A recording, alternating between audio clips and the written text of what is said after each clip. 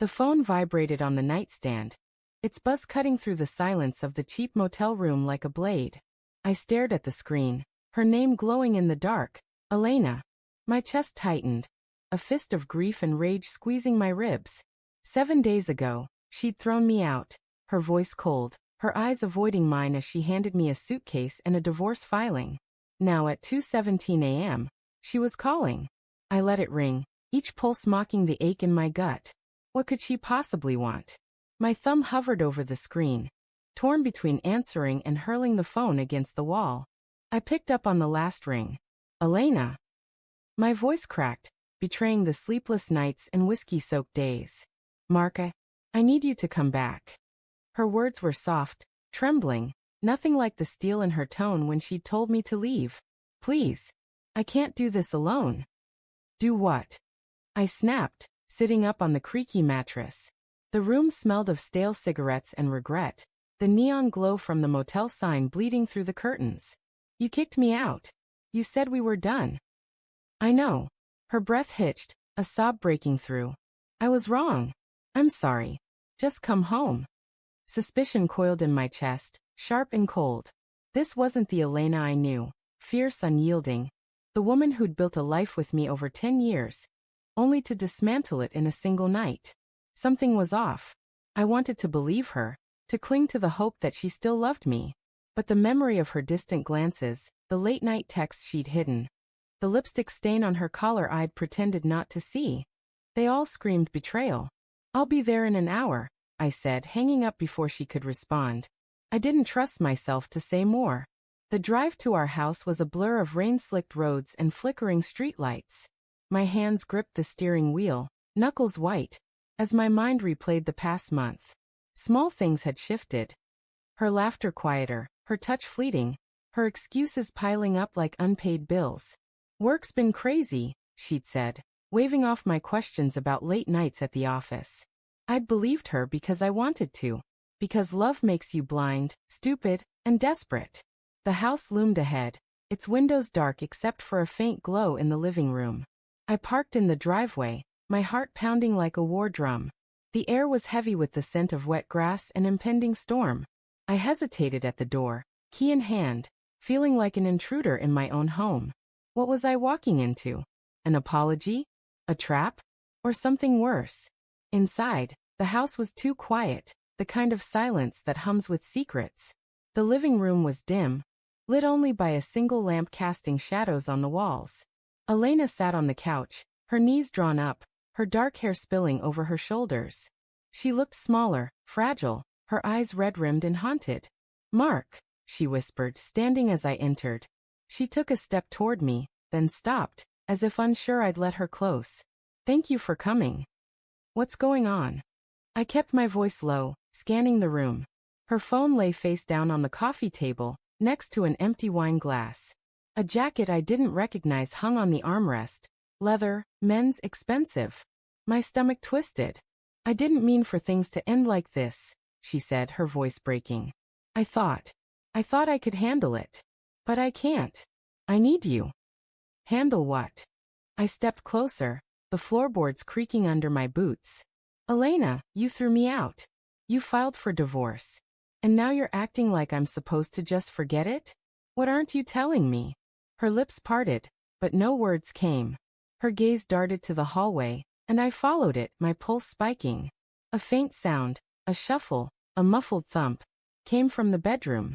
My bedroom. Our bedroom. Who's here? I asked, my voice a low growl. I moved toward the hallway, but she grabbed my arm, her fingers cold and trembling. Don't, she pleaded. It's not what you think. Then what is it? I shook her off, my anger flaring. You've been lying to me for weeks, maybe months. The late nights, the locked phone, the way you stopped looking at me. I'm not an idiot, Elena.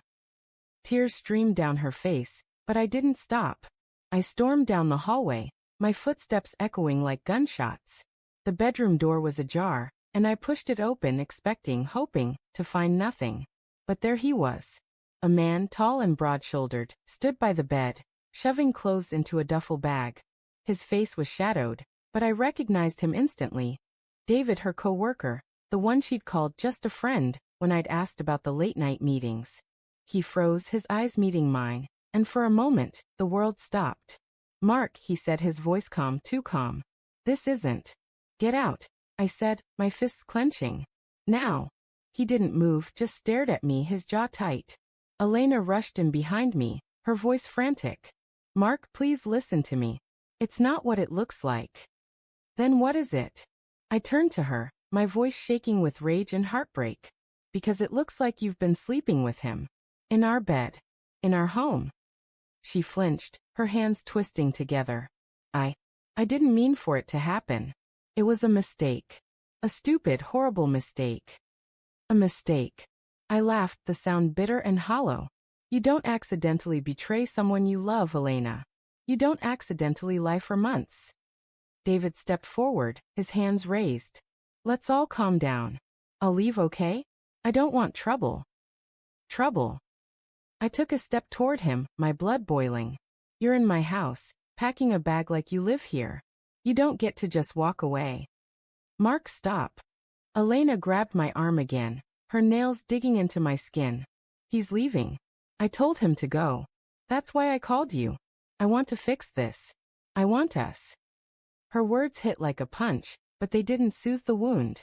They only made it bleed more. "Fix this," I said, my voice barely above a whisper. "You think you can just call me back and pretend this didn't happen? That I didn't see him here in our room, with you crying like you're the victim? I know I messed up," she sobbed, collapsing onto the bed. "I was lonely, Mark. You were always working, always distant. I felt like I was losing you. And David, he was there. It wasn't love. It was just weakness." Her confession tore through me. A mix of pain and pity. I wanted to scream. To break something. To make her feel the weight of what she'd done. But I also saw the truth in her eyes. The guilt, the regret, the desperate need for forgiveness. She wasn't evil. She was human, flawed and broken, just like me. David cleared his throat, zipping his bag. "I'm going. I'm sorry, Mark. I didn't mean to." "Shut up," I snapped, not looking at him. He brushed past me, his footsteps fading down the hall. The front door clicked shut, and then it was just us, the silence heavier than ever. I sank into a chair, my head in my hands. The room smelled of her perfume, of our life together, now tainted by betrayal. "Why didn't you tell me?" I asked, my voice raw. "If you were lonely, why didn't you talk to me?" "I tried," she said, her voice small. "But you were always so tired, so focused on work. I didn't want to burden you. So you burdened me with this instead?" I looked up, meeting her eyes. "You broke us, Elena. You broke me." She crawled across the bed, reaching for me, but I pulled away. "I love you," she said, her voice cracking. "I know I don't deserve you, but I love you. I'll do anything to make this right." I wanted to believe her.